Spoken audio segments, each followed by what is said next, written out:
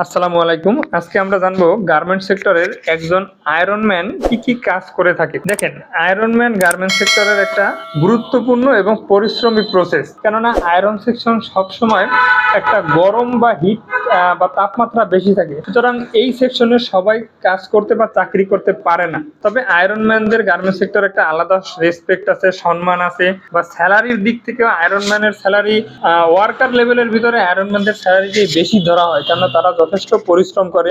8 ঘন্টা 10 ঘন্টা গরম একটা তাপমাত্রার ভিতরে ঘন্টায় ঘন্টায় প্রোডাকশন দেওয়া, এটা সত্যি একটা কঠিন কাজ। তবে একজন আয়রনম্যান বেসিক্যালি যে কাজগুলো করে থাকে তার মধ্যে রয়েছে সকালবেলা তিনি এসে যে স্টাইল আয়রন করে ওই স্টাইলের টার্গেটটা বুঝে নিতে হবে। বুঝে নেওয়ার পরে ওই স্টাইলের স্কেচ তার আয়রন টেবিলের উপরে দেয়া আছে কিনা এটা সে কনফার্ম হবে তার সুপারভাইজারের মাধ্যমে, অথবা ওই ফ্লোরের বা ফিনিশিং এর কোয়ালিটি কন্ট্রোলার অথবা ইনচার্জের দ্বারা। যখন সে তার স্কেচটা বুঝে পাবে, দেন ওই স্কেচের উপর রেখে সে সুন্দরভাবে তার আয়রন করবে। প্রতি ঘন্টা তার যে টার্গেট আছে টার্গেটটা ফিল আপ করবে।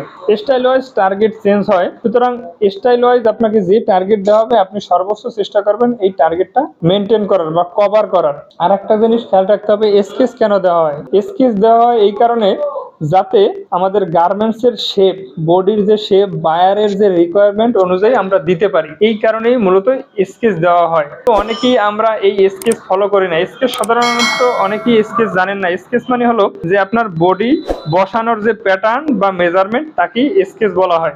এরপরে আপনার ঘন্টায় ঘন্টায় টার্গেটটা ঠিকভাবে বুঝিয়ে দিতে হবে, পাশাপাশি কোয়ালিটি মেনটেন করে আয়রন করতে হবে। কোনো জায়গা লুজ করতে পারবে না, নেকে পাকারিং থাকতে পারবে না, ড্রপ বা সিম গুলো ঠিক থাকতে হবে।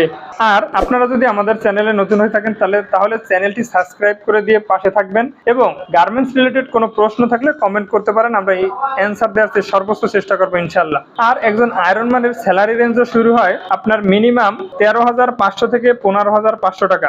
নতুন যারা তারা 13,500 14,000 টাকা, এর উপরেও বেতন ধরা হয়। তবে আমাদের দেশের আয়রনম্যানদের ভিতরে আমি যেহেতু চাকরি করেছি দীর্ঘদিন, যে প্রবলেমটা ফেস করছি যে আয়রনম্যানের শিক্ষাগত যোগ্যতা একটু কম লাগে। সেক্ষেত্রে তারা অনেক, যেহেতু গরমের ভিতরে কাজ করে, তাদের মেজাজটা অনেক সময় একটু গরম থাকে। তাই রিকোয়েস্ট থাকবে, দেখেন আমরা এটা কাজের জায়গা, কাজের পরিবেশে সবার সাথে সুসম্পর্ক বজায় রাখা আমাদের দায়িত্ব। তাই সবসময় আপনারা আপনাদের মাথা ঠান্ডা রেখে নিজের স্বার্থে, কোম্পানির স্বার্থে, দেশের স্বার্থে কাজ করবেন। ধন্যবাদ। দেখা হচ্ছে অন্য কোনো ভিডিওতে। আসসালামু আলাইকুম।